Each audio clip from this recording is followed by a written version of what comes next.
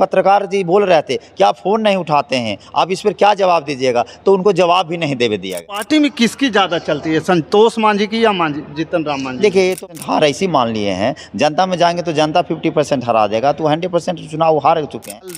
जो फाइल लेकर के ये घूम रहे हैं और ये कह रहे हैं कि पूरी कुंडली है इसमें, काली करतूत है। हम बताएंगे पत्रकार महोदय, कौन समाज को छोड़े हैं? कभी वो यादव लोग की गाली देते हैं, तो कभी ब्राह्मण को गाली देते हैं, तो अभी तो चिरागो पासवान के बोल बखुला गए हैं। ये सोच रहे हैं कि हम पार्टी अब बर्बाद होने वाला है।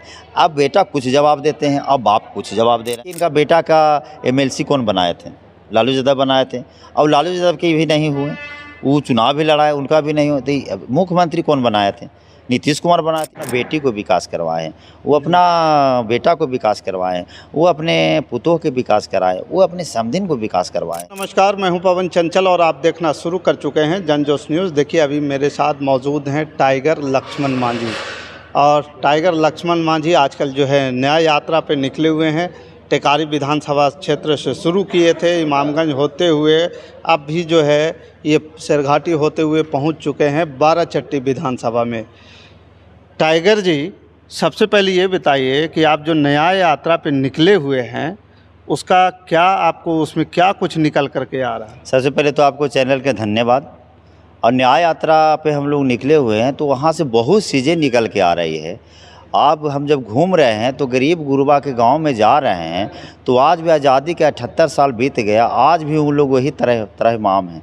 ख़ास करके हम लोग गए इमामगंज में, तो इमामगंज में देखने के लिए मिला कि आज भी आहरा पोखरा पर लोग बसे हुए हैं। उन लोग इंतज़ार कर रहे हैं कि ना कोई लोग आवे।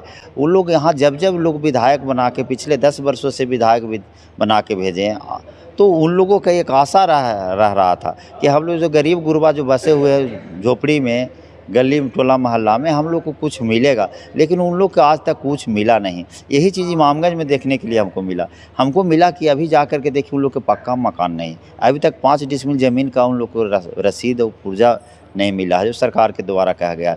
बहुत सा ऐसा लोग हैं जो कि झूठा केस में फंसा करके जेल भेज दिया गया, दारू के नाम पे और चीज़ें के नाम पे, तो वो लोग तरहीमाम है। यही सब चीज़ हम लोग को देख रहे हैं, तो हम लोग के इसी चीज़ों के लिए न्याय मांगने के लिए, मतलब त्राही मच चुका है, एकदम पूरा मचा हुआ है। उसके बाद हम लोग बाराचट्टी गए हैं। तो ये जो विधानसभा में घूम रहे हैं, तो ये जितने दिन से मांझी जी 40 वर्षों से राजनीति में हैं और किसी न किसी से पार्टी के साथ सत्ता में रहे हैं, हमेशा रहे हैं, तो इसके बाद भी अभी तक मांझी जाति का कल्याण नहीं हुआ। नहीं, खास करके मैं बताना चाहता हूँ, 40 वर्षों से आदरणीय जीतन राम मांझी साहब सत्ता में रहे हैं। सही बात है कि कहीं न कहीं कोई मंत्री रहे हैं, वो चाहे सरकार किन्हीं का हो, लेकिन विकास कहीं मांझी समाज भूया मुसर के 0% है। अगर 2-4% अगर भी दिखा दें, 10 को 5 को के नाम दिखा दें कि हमने विकास कराया है, तो मांझी साहब, संतोष मांझी साहब का एक फंडा रहा है। 40 वर्षों से जब राजनीतिक में है तो उनका रहा है कि विकास हुआ है, वो करवाए हैं।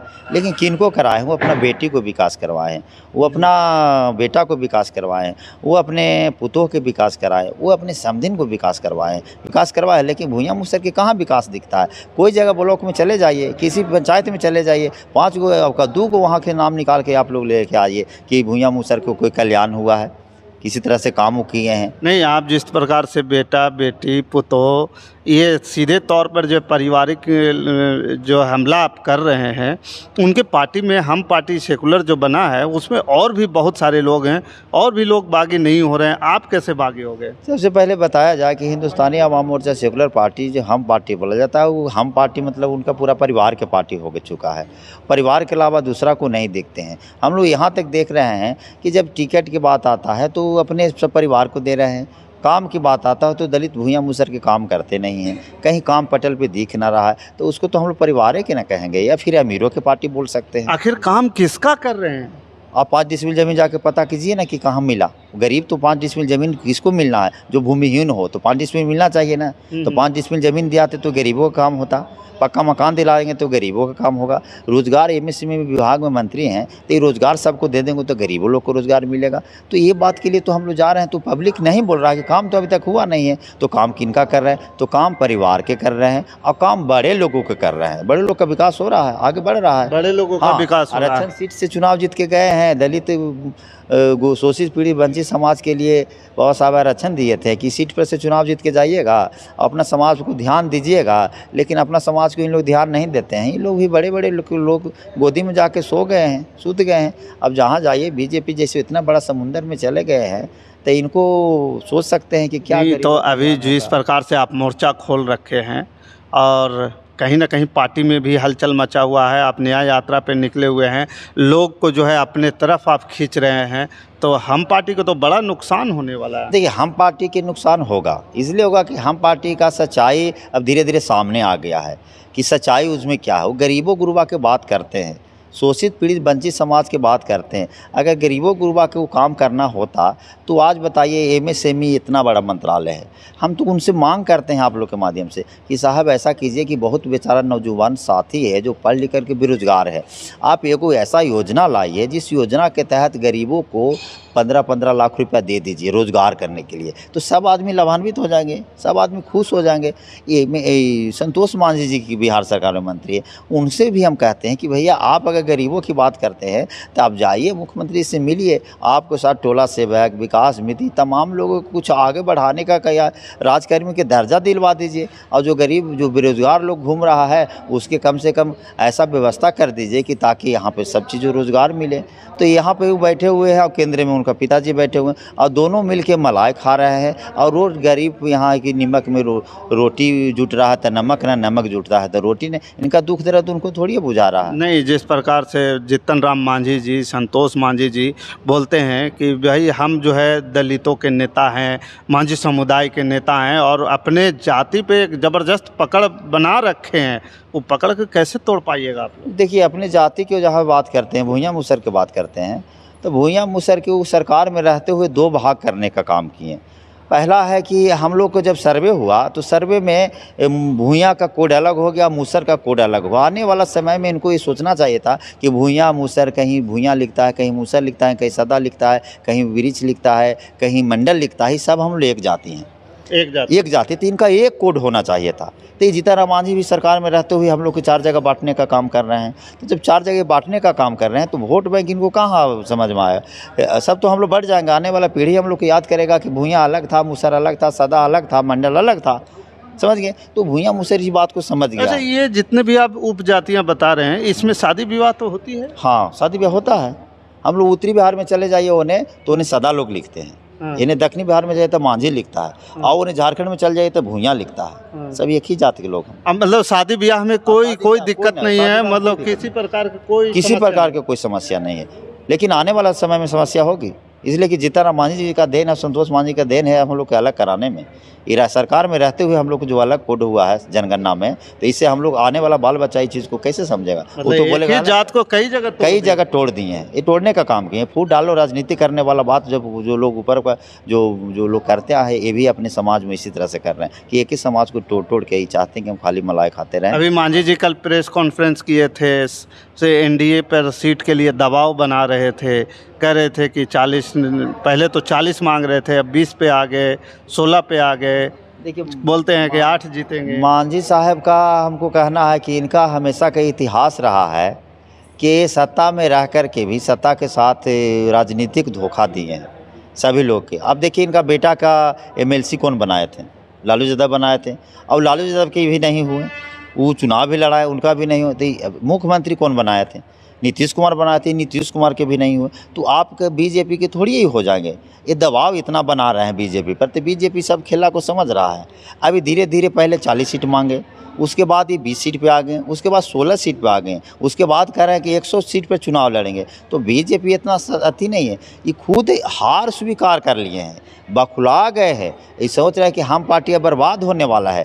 अब बेटा कुछ जवाब देते हैं, अब बाप कुछ जवाब दे रहे हैं। बेटा कह रहे हैं कि उनका जवाब को हम नहीं मानते हैं, हम लोग एनडीए के साथ मजबूती से खड़ा हैं, और कहते हैं कि अगर एनडीए हमको 16 सीट नहीं देगा तो हम अकेले चुनाव लड़ेंगे। तो बताइए, राष्ट्रीय अध्यक्ष कुछ बोलते हैं, संरक्षण कुछ बोलते हैं, उन हमको बातें ना पता चलता है, और खुद स्वीकार कर लिए हार। वो अपने कहे कि 16 सीट हमको दीजिएगा तब ना हम 8 सीट जीतेंगे, और जब 8 सीट जीतेंगे तो मेरा पार्टी का रजिस्ट्रेशन हो गया। तो मांझी साहब, संतोष मांझी तो स्वीकार कर रहे हैं कि हमारी पार्टी 50% ऐसे। एक बात बोले कि जो है अभी बाप कुछ बोल रहे हैं, बेटा कुछ और बोल रहे हैं, राष्ट्रीय अध्यक्ष कुछ और बोल रहे हैं, संरक्षक कुछ और बोल रहे हाँ। हैं। तो क्या एक तो ये एक ही परिवार के लोग एक ही घर में रहते हैं, तो आपस में बैठ के तो बात करते ही होंगे ना। अब देखिए न्यूज में तो यही चल रहा है, कल का कॉन्फ्रेंस में बोले कि 16 सीट में हम लोग 8 सीट जीतेंगे। अब बेटा आज न्यूज कॉन्फ्रेंस में आज का है बात बता रहा, मैंने देखा है, वो बोल रहे कि ऐसी कोई बात नहीं, हम एनडीए के साथ मजबूती से खड़ा है। लेकिन मांझी साहब क्या बोलते हैं कि अगर हमको इतना सीट नहीं मिलेगा तो हम अकेले चुनाव लड़ेंगे। तो बाप बेटा में लग रहा है कि नहीं पट रहा है। तो मांझी जी तो अपने आप को प्रपोज कर चुके हैं कि हम दलितों के नेता हैं, और इसको लेकर के कभी कभी चिराग पर भी कटाक्ष करते ही रहते देखिए हैं। मांझी साहब का कहना नहीं है, वो बड़े आदमी हैं भाई, वो कौन समाज के छोड़े हैं। कभी वो यादव लोग के गाली देते हैं, तो कभी ब्राह्मण को गाली देते हैं। तो अभी तो चिरागो पासवान के बोल रहे थे, पासवान इनको कैसे वोट देगा भाई, रविदास कैसे वोट देगा। पासवान जी को बोल रहे थे कि चिराग पासवान के आपको चरित्र के बारे में नहीं पता है कि कैसा चरित्र है। 2020 में ऐसा ही नहीं किया थे। तो इस सब समाज को धीरे धीरे गलियाने का काम कर रहे हैं। इनको समाज का, इनको पार्टी का कौन वोट देगा।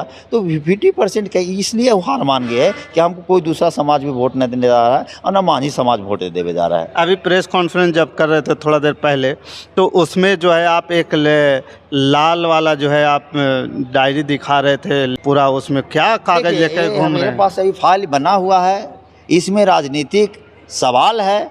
और जो संतोष मांझी, जीतन मांझी जो 40 वर्षों में किए हैं, संतोष मांझी जब से सत्ता संभाले हैं, उनका पूरी एक कुंडली इसमें है कि कितना ये थोड़ा सा दिखा दे कि ये देखिए, ये इस तरह ये लाल जो फाइल लेकर के ये घूम रहे हैं, और ये कह रहे हैं कि पूरी कुंडली है इसमें। काली करतूत है। हम बताएंगे पत्रकार महोदय, इसमें पूरी काली करतूत है कि समाज को कैसे ठगा गया और कैसे कैसे कहाँ कहाँ ठगे हैं और किनको किनको ठगे हैं, सब इसमें रिकॉर्ड है। हम खोलेंगे, पता खोलेंगे, आप लोग को बुलाएंगे, पता खोलेंगे। एक एक करके खोलिए। जी हाँ, बिल्कुल बिल्कुल, एक ही बार, अब एक ही बार ये दे दीजिएगा तो दिक्कत नहीं। तो ऐसी अलबलाए हुए हैं और फिर दोनों बाप बेटा, बाप कुछ बयान दे रहे हैं, बेटा कुछ बयान दे रहे हैं। वो 50% हार ऐसी मान लिए हैं। जनता में जाएंगे तो जनता 50% हरा देगा, तो 100% चुनाव हार चुके हैं। मतलब धीरे धीरे ये फाइल वाला लोड, ये फाइल वाला लोड जाएगा। पार्टी उनका आने वाला समय में पार्टी नहीं चलेगा, वो विलय हो जाएगा। जब तक जीतन राम मांझी हैं तब तक कुछ चल रहा है। अब जब संतोष मांझी जी जब आ जाएंगे पूर्ण रूप से, तो पार्टी का विलय होना तय है। अब देख लीजिएगा। मैं अच्छा, अभी पार्टी में किसकी ज़्यादा चलती है, संतोष मांझी की या जीतन राम मांझी? देखिए ये तो मैं नहीं बता सकता हूँ। आप रहे हैं, जब तक रहे थे उस समय क्या बाप बेटा का मसला है, पार्टी का अंदरूनी बात है। अंदरूनी बात है कौन किसका चल रहा है न चल रहा है, ये तो हम नहीं बता सकते हैं। पार्टी का अपना विचारधारा आइडियोलॉजी है, लेकिन वहाँ गरीबों की नहीं चलता है। गरीबों की बात नहीं होता है, वहाँ अमीरों की बात होती है। मैं बताऊँगा वहाँ गरीब का कल्याण कैसे होगा, इसके लिए चर्चा नहीं करता। वहाँ परिवार का कल्याण कैसे होगा, इसका चर्चा होता है पार्टी में। कल्याण कैसे होगा और अमीरों का कल्याण कैसे होगा, दो चीज़ का चर्चा पूरा बाप बेटा में चलता है। ये चीज़ हम जानते हैं। दलितों का कल्याण की बात, दलितों के कल्याण की बात कहाँ हो, उनको पास दलितों और गरीब शोषित वंचित किए हुए हैं। देख लीजिएगा, स्टाफ में भी देखिए कोई नहीं रखे हुए हैं, कहीं ना कोई के रख रहे हैं।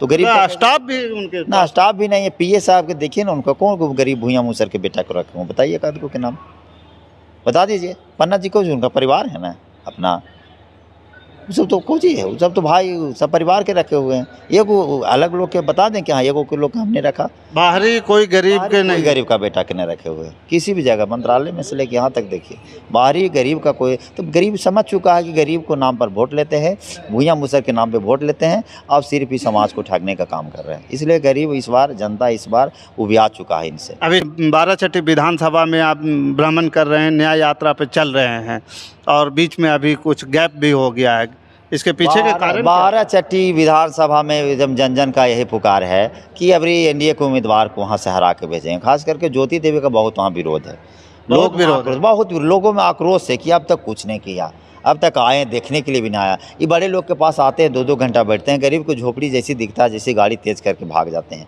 फ़ोन न उठा पे आप देखे होंगे। अब एक पत्रकार जी बोल रहे थे कि आप फ़ोन नहीं उठाते हैं, आप इस पर क्या जवाब दीजिएगा, तो उनको जवाब भी नहीं दे दिया गया।